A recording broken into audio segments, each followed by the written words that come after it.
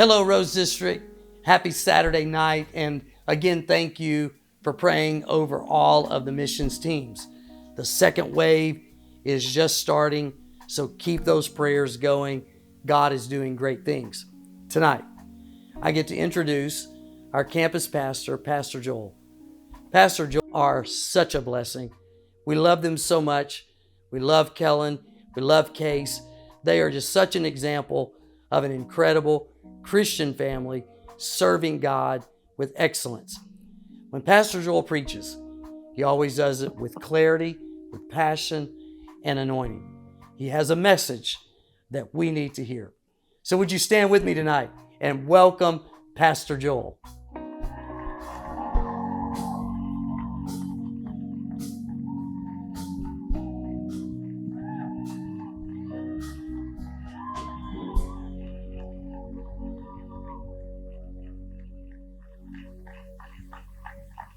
Wow, thank you guys. You can go ahead and be seated. Thank you so much to Pastor Ron and to Kelly. We love you guys so much, and our family is just so incredibly grateful to serve here at the assembly with you guys and to be able to serve this great church. We're grateful for the opportunity to be the campus pastors here at our Rose District campus. We love you guys. You are family to us, and man, it just means the world. Thank you to all of you, church family. Again, you're so important to us.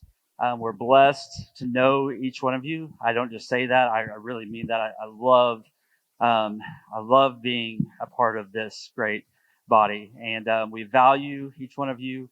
And we really thank God that He has entrusted us with a really special calling for such a special group of people. You guys are all so amazing. I wanted to bring my entire family on stage tonight because, well, Pastor Ron kind of partly twice, I guess, introduced my family, right? So he talked about Ashley, he talked about Kellen, he talked about Case. And so I wanted to bring you guys on stage. But one of the main reasons I wanted to bring you on stage is because each of you is so important to me for who I am as a man and for who I am as a pastor. So I couldn't do this without you. And so I wanted you guys to be up to get some of the cheers and recognition as well tonight.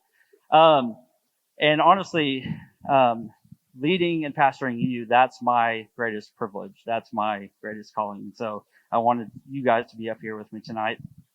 This past Wednesday, Ashley and I celebrated 14 years of marriage.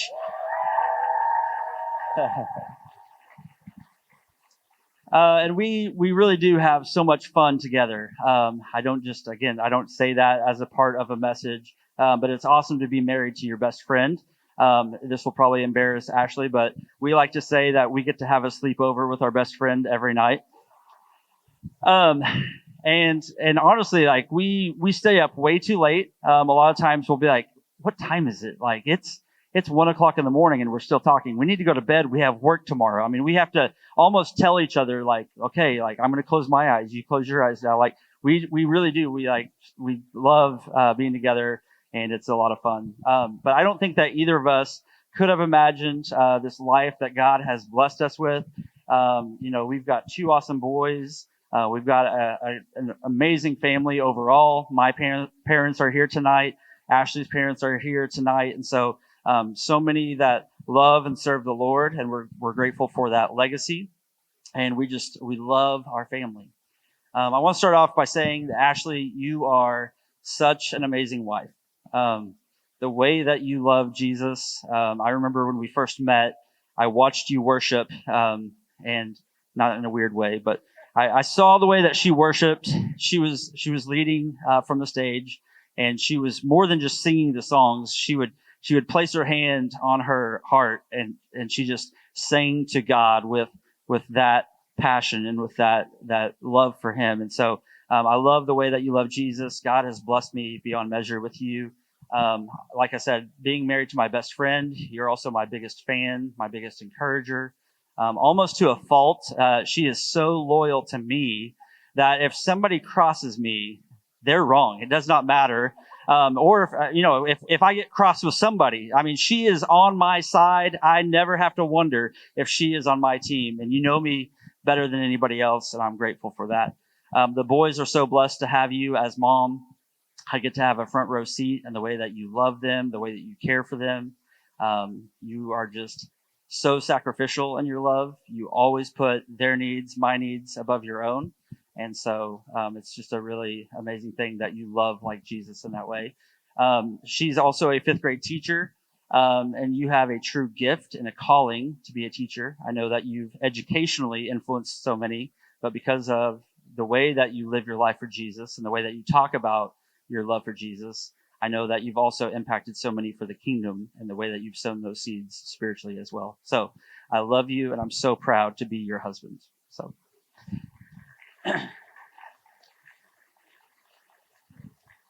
And Kellen and Case, I can't leave you guys out. You guys just bring so much joy to our lives. You're both so fun. You're both so funny. You both have a different sense of humor, but a great sense of humor. And so it's so much fun being your dad and being your parents. You're both really creative. I have to brag on Kellen a little bit. We went to the Pioneer Woman celebration for the 4th, and they had live music that night. And whenever we got back, he said, I think I'm going to write a song. I think he was inspired by being in that environment. So he started writing a song that night, and he came up and he whispered the lyrics to me. And it was like, that's really good. And by the next day, probably around noon or so, it was like a full song. And so if you guys ever need help writing songs, or I guess maybe that's not as common, but if you want to hear it, we don't have the music to it yet. We just have the lyrics, but it's really good. And so maybe he'll share it with you. You'll have to ask him about that. And Case, I can't leave you out. He was also inspired, I think, maybe by his brother writing something, that he started writing a book on Friday. He's 7, so the chapters are a little bit shorter, so that's not a bad thing. I kind of like short chapters. But anyway, as of right now, he's on chapter 4. And so maybe he'll also let you read that. And I know for me, Case, I'm looking forward to reading that book once you finish writing it. So you both are so awesome. And you guys know, I don't want to downplay their writing, but you know that no matter what they write, I'm going to love it either way, right? I mean, it could be the worst stuff in the world. Again, no offense to you guys, but I'm going to be proud of you either way, because I'm just like, you're my kids and I love you no matter what. You're both so intelligent. You're both straight A students. You're so talented. You're gifted athletically. I love watching you play sports. I love coaching you in playing sports. I love you guys, and I'm so proud to be your dad.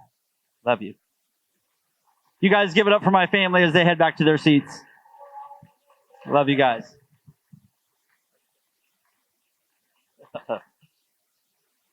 Well, in keeping with talking about my family, for Father's Day a few weeks ago, the boys actually surprised me with a really great gift, and it was something that I wasn't expecting.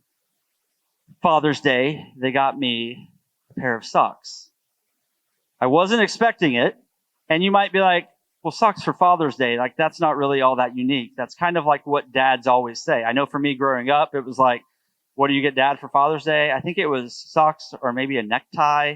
I don't even think dad that you really wore a necktie all too often, but it was something simple. I think there was just basically like, I don't have a need for anything. I'm just proud to be your dad. It was really the sentiment.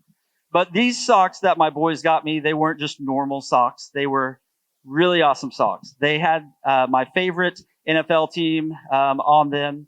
And then they also had the faces. You guys can see a picture here. They had the faces of my boys. They've got Kellen and Case both on them.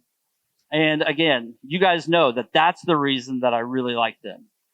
And I'll be honest though, no offense to you boys and your idea for a gift, but on a normal day, I wouldn't really wear socks like this. I'm more of a black sock or a white sock or a gray sock kind of guy. I'm not really sure that for me that these are something that I can pull off as a 41-year-old man. They're a little bit outside of my comfort zone. But to all of you, let me tell you why I will wear them, even though they're bold and they're yellow. I mean, they're very yellow.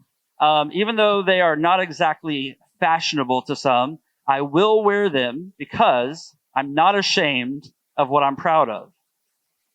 And so, for my Father's Day lunch, do you think I wore these socks? Yeah. Here's a picture of me for Father's Day lunch. This other picture was that night. We had our men's softball for the church, and I wore them with my shorts. I was going to try to wear jeans to Father's Day lunch, and Ashley was like, "You're wearing jeans?" And I was like, "Yeah, I mean, I don't know. I can't wear these socks with shorts." And she's like, "But nobody will be able to see them." And I was like, "That's true." So with pride, I wore them to Father's Day lunch, and I wore them to play softball that night. So again, even though they're maybe not what everybody would call fashionable, this is the theme of the message tonight. I'm not ashamed of what I'm proud of. This past week, we celebrated Independence Day, and I hope, again, that you all had a great 4th. But throughout the week, I kept seeing 3 words, whether it be on a T-shirt that somebody was wearing or on a social media post, on the signage of the place that we had gone to celebrate the 4th. I kept seeing these 3 words over and over again. And I already knew what I wanted to preach about. Topically, it was this I'm not ashamed thing. But I was like, how do I present that while I'm preaching? And so these 3 words really gave me a perfect framework for this message tonight. And those 3 words are faith, family, and freedom. And more than just a framework for a message, my prayer is that every one of us would leave here tonight with an increase to, a deeper appreciation for, and a sense of pride about each of those things. With an increase to, a deeper appreciation for, and a sense of pride about each of those 3 things. I'm not ashamed of what I'm proud of: faith, family, and freedom. And I'll be honest, whenever I started prepping for this message, when I started looking for verses in the Bible about pride, it wasn't usually a positive thing, right? I mean, whenever we think about pride as Christians, it's not usually seen as a good thing. And so you might say, Pastor Joel, as Christians, we're not supposed to be proud. And I get what that would be trying to say if a person were to argue, but trust me, humility is a huge core value of mine. And so I'm not going to get up here and talk about an arrogance or a self-centered pride. This isn't going to be something that's contrary to Scripture. But here's what I mean when I say pride or being proud during this message tonight. So Merriam-Webster's dictionary defines it as this. It says, pleasure that comes from some relationship, association, achievement, or possession that is seen as a source of honor, respect, etc. So think back as an example in Scripture to when Jesus was being baptized in the Jordan. God said something whenever this was happening, and he said, "This is my beloved Son, in whom I am well pleased." And in that statement alone, that one line that God was saying, he was placing emphasis on these things that are listed here in this definition. When he said, "This is my son," he was saying there's this relationship. There's this association that I have to my child. There was this achievement and significance to Jesus being baptized because it was really a huge part and a catalyst for propelling him further into ministry. And possession kind of sounds like a weird one, right? I mean, to be like, this is my son, though, is what God said. So he's like, this is my boy. This is my kid. And I'm proud of what he's doing.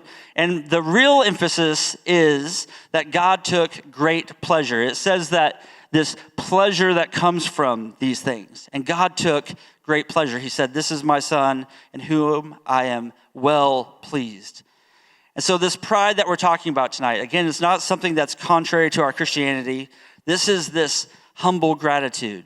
This is this being well pleased. This is something so important that it's worth talking about. And more than being worth talking about, in fact, I'm going to be bold and proud enough to talk about it. I'm going to make sure that you hear about it. So breaking this down, how does this sense of pride relate to faith, family, and freedom? Well, actually, I already preached the second point of my message tonight, the focus of that. So I already talked about my family. And some of you might have just thought, this is a really long introduction. Is Pastor Joel like transitioning to a different church? Like, why is he like have his whole family up here the whole time? Like, no, that was me modeling the message for you tonight. That was me publicly expressing my pride in my family.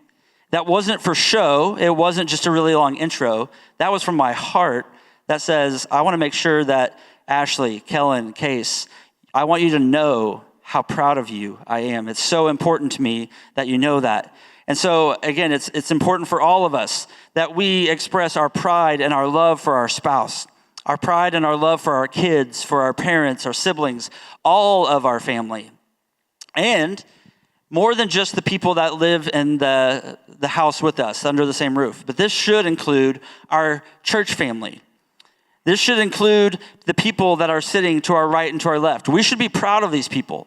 I almost wish we had the time to say, hey, take 5 minutes and get to know the person sitting on your right and your left. Just talk to them about, who they are, what they do, where they come from. Find out, ask them questions. And then find something in what they say and be like, man, I'm really proud of you for the way that you this. I'm good friends with Jason Ham, who's a Tulsa police officer. I'm proud of Jason Ham and the way that he serves our community. We text back and forth about things going on during his day, and I love to hear about that. And I'm proud of my friend in that. And I could go honestly throughout the room. We just don't have time to do that. But I really do encourage you. Take pride in your family. Take pride in this church family. If you don't know something about the person sitting to your right and your left, that's not good. You should find out about them. That way, that's what family is about.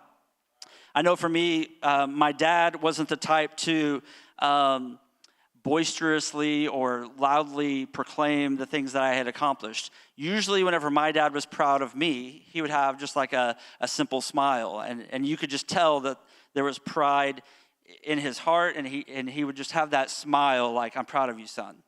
And I think that we should have that for the people that are next to us. But how did my dad ever have that smile? Because he knew me. Because there was an association to, there was a relationship with, there were all of these things, and there was an achievement that he was proud of, and we should be that way with our church family. We should be proud of our association with kingdom people. We should be proud of our association with such a great cloud of witnesses. That's no small thing.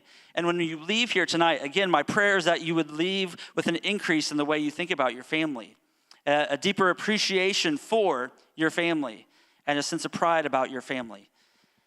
And, that's not necessarily a churchy type of message that we hear often. Usually we talk about living our lives for God and the things that he can do in our lives and things like that. But we spend a lot of time with our family. And so if we can get that right and we can ingrain Jesus into our family, that's our most important ministry. That's the people that he's entrusted us with the most. The most hours in our lives is with our family. And so why is this so important to me tonight? Why would I be talking about this for so long? Well, just listen to a few of these statements. These are things that have been said within the last few years when it comes to the topic of the nuclear family. Here's the first one. The nuclear family was a mistake. And just for clarity, the nuclear family is basically a married couple and their dependent children. So this statement was made in the last few years, and if you were like, what's the source for that? Google it. I promise you people are saying these things, I got all this from Google, okay? So the nuclear family was a mistake. And to say that the nuclear family was a mistake, or is a mistake, is to say that God made a mistake when he came up with the concepts of marriage and the concept of parenting. And so this is ridiculous. Another one, the nuclear family is a barrier to progress. A barrier to progress. Show me something that you want to progress towards where the nuclear family is a barrier to that, and I'll show you something that's unhealthy progress. I'll show you something that we probably shouldn't be progressing towards anyway, right? The next one, parents are oppressive. Parents are oppressive. Never mind Ephesians 6, 1-3, right? Where it says, children, obey your parents in the Lord, for this is right. Honor your father and mother, which is the first commandment. We don't often emphasize this part, but this is kind of a cool thing. This is the first commandment with what? With promise. So there's like a conditional thing that if we do this, then this will happen. So if we will honor our father and mother, not the oppressive parents, right? That's what the world says. If we will do this, that it may be well with us. You will be in good shape. Things will go better for you in your life. And you may live long on the earth. What is the secret to longevity and long life? Well, maybe it starts with honoring your parents. I mean, some people might be like, well, you don't know my parents, but it doesn't say there's a condition for that. It says honor your father and your mother. And so we should have this healthy parent-child relationship. Why? Because there's a great promise that comes with it. And here's the last one tonight. Here's another statement. We are committed to disrupting the nuclear family structure. So again, who said that? You can Google it and you can find out, but it's not going to be super hard to find. But let me tell you this. If there's a group out there committed to disrupting the nuclear family, which there is, then as the church, then we should be the ones committed to healing and rebuilding the nuclear family in the way that we model love and care for our families, right? Like if there's this activity, yeah, go ahead. If there's activity that's against my family, I better have a counter for that. And I promise you I do. I'm going to make sure that my family knows that you're not going to disrupt what we have going, because we've got honor and we've got respect and we've got pride for who we are for each other. And it should be something that we talk about. We should talk about these things. We can't just exist alongside of our spouses. We can't just exist alongside of our kids. We need to let them know how important they are to us, because they are important to God and we value them dearly. I'm not ashamed of what I'm proud of. I'm proud of my family. So now what about faith and freedom? Those were the other two. Again, I've already talked about the second one. So what about faith and freedom? Here's why these are relevant. Here's a quote. In a recent survey of 100,000 employees and job seekers, statistics showed more than 63% of faith-based conservative employees are forced to hide their beliefs and ideology in the workplace for fear of being canceled or negatively impacted. So 100,000 people were surveyed, and they're like, yes, absolutely. I feel like I can't be who I am. I can't stand for what I believe in. In fact, one employee was told to remove an American flag pin from their jacket at work. Another employee was told, take off that cross necklace at work. Another employee was told, don't ever admit that you're a type of person that would go to church. And again, these are things that were all found in this survey. This isn't just, me making stuff up. And this, again, is probably no surprise to us. I was also reading an article on Thursday. Some of you may have seen this, but there was a Chamber of Commerce for a town in Idaho. They were going to have a July 4th celebration. And here's what they told their community. You can't have flags, you can't have crosses, and you can't have other religious symbols. It's an Independence Day celebration. And the first thing that they banned was flags? What does that even look like? I mean, I guess you've got fireworks and maybe some music, but I would question, what did the music even sound like? But they banned flags, crosses, and religious symbols. The Chamber of Commerce came back on their ban because they got so much flack for this. You can look this up, but there's actually videos of the entire community carrying crosses and flags and other religious symbols. They're like, yeah, no, that's not going to fly with me. I'm too proud. I'm not ashamed for what I'm proud of, right? So the sad thing is, though, again, none of us are shocked by this. This is 2024. This has kind of become normal. And we're living in a time where being aligned with the gospel will make us the target of all kinds of criticism. We're living in a time where, because of our faith, we would be labeled as extremists, as Christian fascists. We're living in a time where, because of our faith and the belief that God does actually judge sin, that, well, you're non-inclusive, because God would want everybody to come into heaven. So to believe that God judges sin, well, that's kind of harsh. We're living in a time where teachers and Christian teachers in public schools, they're told not to share anything about the Bible. They're told not to pray, and they're told not to talk about God at all. I know it's maybe controversial, but there was a recent thing in Oklahoma where the Bible's back in school. Some would say, well, who's going to be teaching that? That's always been the case, right? And if I were an atheist and you told me, here's this Bible that you're going to have in your classroom, I would probably just not teach it. But if I were a Christian, I'd be like, whoo, game on, right? Like, I'm going to use this as the text for every single thing that we do. So to me, it's a positive. I mean, and I get it. You can argue with that, and I see your reasonings for it. But overall, put God into something, when you sow the word of God into something, when you sow righteousness, you will reap a harvest of righteousness. So it may be delicate for who's presenting that, I know, but man, I trust God more than I trust any of those teachers and any of that other detail. But we're living in a time where Christian politicians are criticized and vilified, where if their views or their platform, if it aligns too much with Scripture, they're going to be just ripped to shreds. That's the world that we live in. But I don't know about you.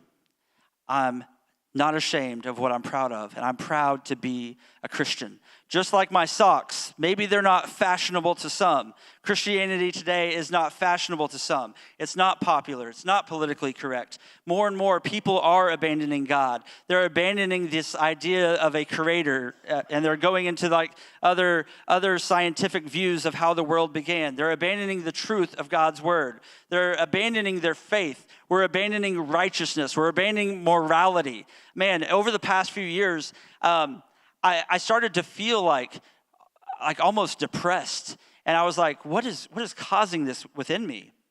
And I started to evaluate it further, and I thought, I feel like grief. That's what I feel. It's not really depression. I feel like grieved in my spirit.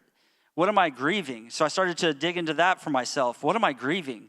I'm starting to grieve the morality of who we are and our community and our country and our nation. And it made me sick, and it really started to affect my mental health, because it was like I'm grieving something, and I didn't properly deal with that because I didn't at first even know what it was, but I'm grieving morality. More and more people are abandoning the consequences of sin and judgment, and they're abandoning the reality of two very real places called heaven and hell. We're abandoning that. We don't want to. There's a whole book a long time ago that was written called Erasing Hell. And that's become a very popular theme because, again, why would God judge people? Wouldn't he want everybody to come and be in heaven with him? Well, he does. That's why he sent Jesus, right?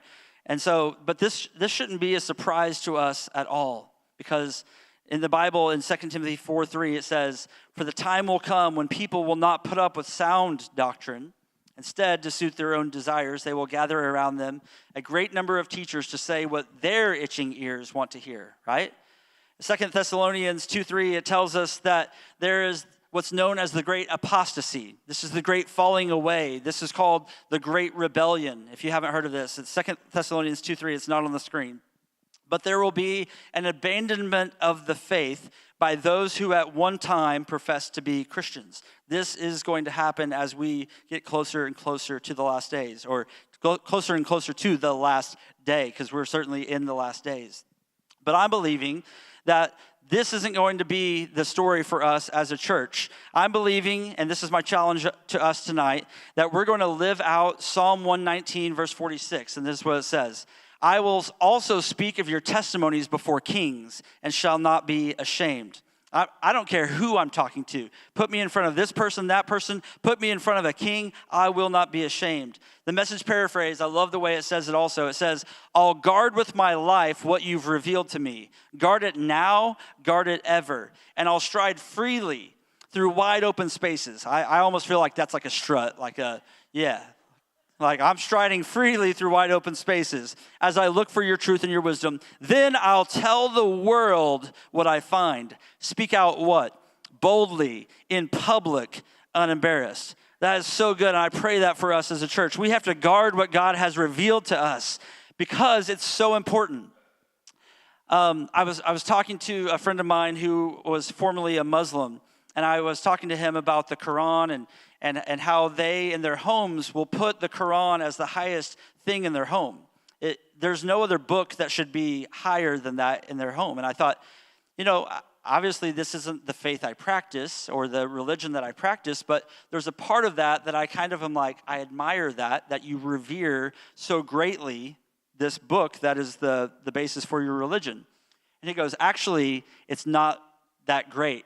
Because it is the thing that's the highest thing in our home, but it stays on that shelf, right? And so what I'm saying is, for us, what God has revealed to us, it should be the highest thing on our shelf, but it can't be so this that we never actually get into it. It has to be something that we don't hide. We have to guard it, but we have to utilize it, and we have to make it the roadmap for our lives daily. So let this get a hold of you tonight. I'm also believing that as a church, we're going to live out Psalm 71, 15 and 16. It says, I will tell everyone about your righteousness.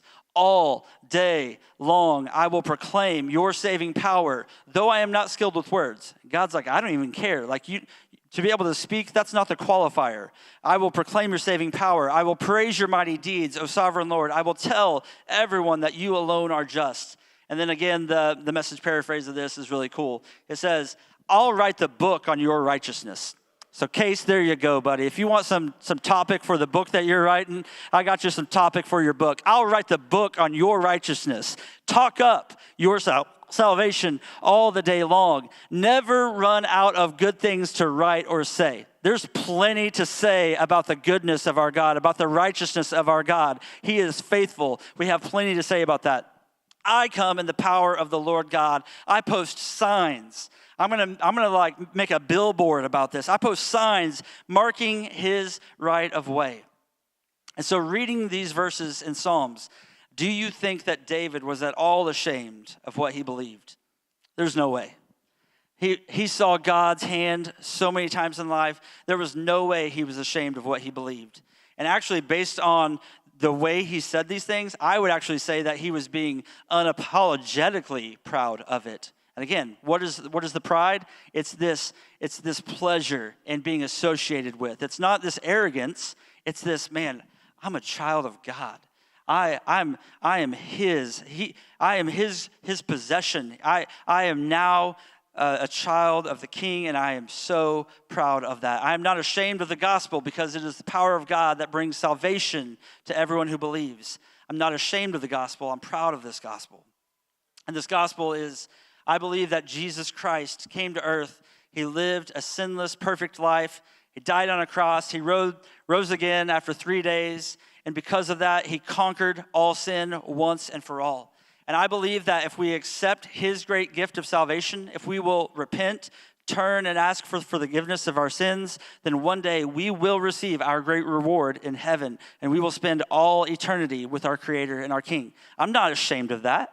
I'm so proud of that. I'm so humbled by that. I'm so grateful for that. I take pleasure in that. I'm proud to be a Christian. I will guard that with my life, guard it now and guard it ever. We sang a song earlier about this, that if we bear his name, in 1 Peter 4:16, it was so cool. I didn't even plan how that song would tie into this. 1 Peter 4:16 says, but if you suffer because you are a Christian, do not be ashamed. Praise God because you wear that name. Whew. I could have just come up here tonight, read that one verse, and just been like, that's it, y'all. I mean, we wear that name. We're dressed in a new wardrobe that is custom made by our Creator. Like, if you check the tag, it says, like, Jesus. Like, we have his label on us. And so we're not ashamed to be Christians. We're proud to be Christians. And we're going to lead the way in how we live our lives. We're going to stand up for our faith. The last thing tonight, I'm not ashamed of what I'm proud of, and I'm proud of my freedom. I loved how we sang America the Beautiful together as a church. Our nation, I mean, there's so many things that we could say, well, our nation has made a lot of mistakes, so we shouldn't celebrate our nation. That's like, ever heard the phrase, throwing the baby out with the bathwater? Yeah, we've made mistakes. Has your kid ever made a mistake? You don't just like discredit that. No, you're like, okay, yes, that was a mistake, but we're going to move forward, and there's grace. We sing that in America the Beautiful. God shed his grace on thee. That's why we celebrate America. Not because we're Christian nationalists and we're all about the flag and all about this political party or this particular candidate or whatever. That's not what this is about. But we say, I'm proud to be associated with this thing. I'm proud to be associated with a country that is founded on godly principles. There's this quote from Arnold Schwarzenegger. Some people said that I should read this with an Austrian accent. I'm not going to, but anyway, here's what he said. As long as I live, I will never forget that day when I raised my hand and took the oath of citizenship. Do you know how proud I was? I was so proud that I walked around with an American flag around my shoulders all day long. I don't know what you think about Arnold, but I think your opinion might have just gone up a little bit anyway, right? I mean, goodness. The majority of us, we're born here, and how much pride do we have compared to this guy from Austria? To say, I'm becoming an American, I wear that name I'm a Christian, I wear that name. But to be an American, Arnold was so proud, he walked around with a flag on his shoulders the rest of the day. Abraham Lincoln, here's a quote, if you don't like Arnold, let's go with Abraham. Abraham Lincoln said, I like to see a man proud of the place in which he lives. I like to see a man live so that his place will be proud of him. And again, most people today don't view patriotism as a virtue. But we should be proud of the place that we live in. We should be proud of our country. We should be proud of the United States of America. The Bible tells us in Mark 12 that we are to love our neighbors, including those in our communities. That's our neighbors, right? But our neighbors, who is my neighbor? They asked in the Bible. But our neighbor, it's anybody. It's anybody that we come into contact with. So, are we proud of America? Yeah, because we love our neighbors. We love America. John 13 says, the world will know that you are my disciples by your love for one another. So do you love America? Do you love one another, including all these people in this great nation? Yeah. The Bible tells us in Jeremiah 29 that we should pray for our city and our country. And listen to this. This isn't a verse that you hear a lot of times, but it says that when it prospers, we will prosper. So you should pray for the city you live in, the country that you live in, because when it prospers, you will prosper. That's straight out of Jeremiah 29. And so, again, we're not ashamed of what we're proud of. I'm proud of my faith in God. I'm proud of my family. And I'm proud of my freedoms I have here as an American. My challenge tonight is that we don't conform to the patterns of this world, but that we would let this increase our pride in who we are, our identity, that as a Christian, I have this identity. I bear his name. I wear that name now. With my family, I'm so proud of that. With my freedoms, I'm so proud of that. I was talking to Rich Grottle this past week, and he really has a strong emphasis on identity. And one of the things that he said to me is, if you don't have an identity, you don't know what you're to defend. So it's important that you know you're a child of the King. Because whenever the culture or the world tries to come up against that, you can say, I'll defend that. I'll guard it now, I'll guard it ever. I'm his, I bear his name. Whenever somebody attacks your family, you say, nope, not my family. I know my identity. I know our nuclear family identity. I know my church family identity. So whenever the world comes up against you, I'll defend it. I'll fight for it because it's important to me. I'll guard it now and I'll guard it ever. And with my freedoms as an American, same thing. I identify with that. Why would soldiers ever go to war? Why would they ever fight? Because they have an identity with this nation. Years ago, there was a strong push to kind of subvert American ideology and patriotism and faith. And there was a book that talked about 45 ways to basically to get America to not be America, to get people of faith to not be people of faith. And you can look this up, and it was actually trying to convert America to communism. So you can look this up. And actually, if you read it, some of the things it says is basically like take prayer out of schools. And you'd be like, oh, okay, well, that was a strategy back then, like probably 1960 or so. I can't remember what year it was exactly, but some of this, it was talking about having a decrease in patriotism. Why would they do that? Because they know that if they tear down our identity, that we identify with that flag, then I'll never fight for it. So to subvert our country, to subvert our faith, to subvert our family, tear away the identity. In fact, there was a study done, and it was talking about people and they're valuing the importance of religion. And it was valuing the importance of also patriotism.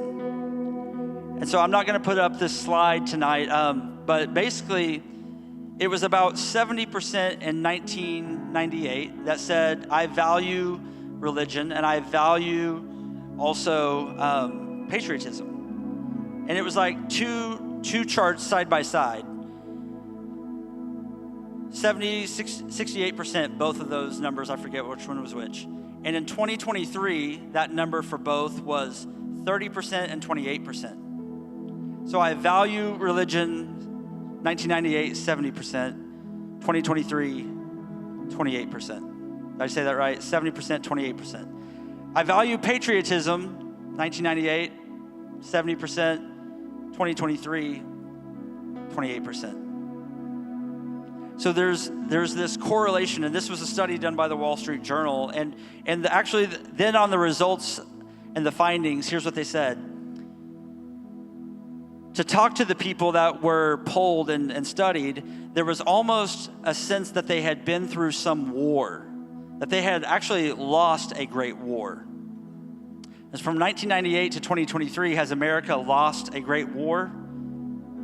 That's a question that we can answer maybe in different ways, right? And what I would say is, have we lost the war with our faith in some degree? Have we lost a war with our family in some degree? Have we lost a war for our freedoms to some degree? Has it been a slow-moving thing where we've been kind of subverted into different beliefs or lesser beliefs and lesser identity in who we are in each of these three areas? We cannot be ashamed of what we're proud of. We need to live our lives for Jesus. We need to love our families. And we need to live in the freedoms that we have as Americans. And this is something that we should be bold and proud enough to talk about. God said, "This is my son in whom I am well pleased." There was this gratitude. There was this pride that he had. But it should be something that we express.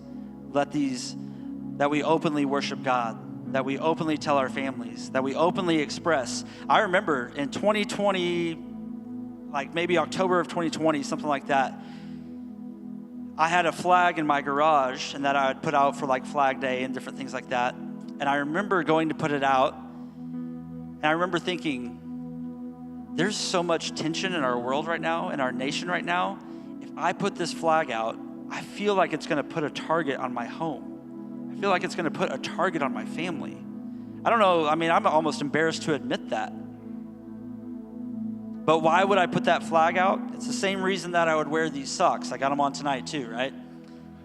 I'm not ashamed of what I'm proud of, so I'll put that flag out. I'll carry that Bible. I'll have my family on stage, and I'll publicly express how thankful I am for them and how proud I am of them.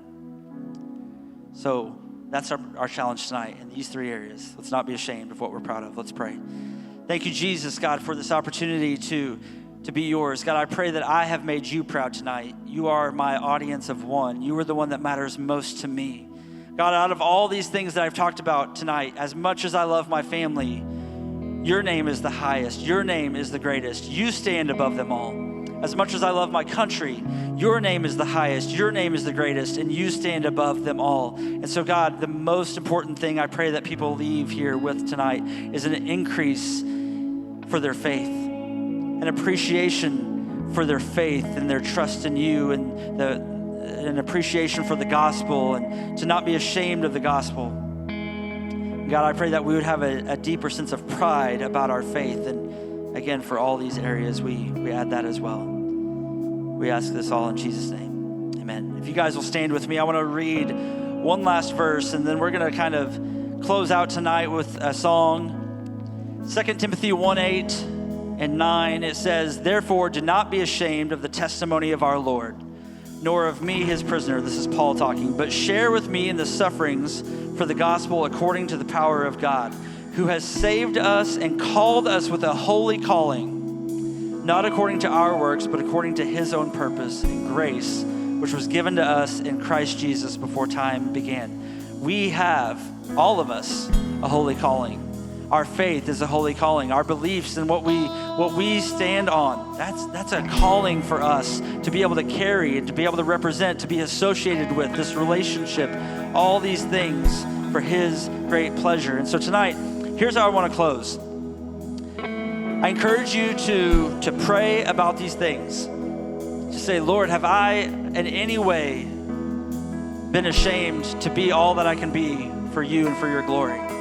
For my family, have I been the man or the woman that you've called me to be? If you're like Kellen is in here tonight, have I been the son that you've called me to be? I have a holy calling. That is to be a follower of God. But God has made us stewards over the people that are in our circles. He has entrusted us with all these people. Have I been a good steward of that? Am I fulfilling that holy calling in my life?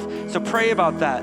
But also tonight, we're going to speak Jesus over each of these areas. We're going to speak Jesus over our faith and over our church. We're going to speak Jesus over our families. We're going to speak Jesus over our country and over our freedoms. And so I just say, let's sing the whole thing, because the whole thing is good. You guys, are you able to do the whole song? All right, we're going to do this. And you guys, I encourage you, let's let this be a lift in our spirits tonight. I know it's not a normal altar call, but this is the altar call. We're going to, together in unity, proclaim that all of these things are important and we're not ashamed of what we're proud of.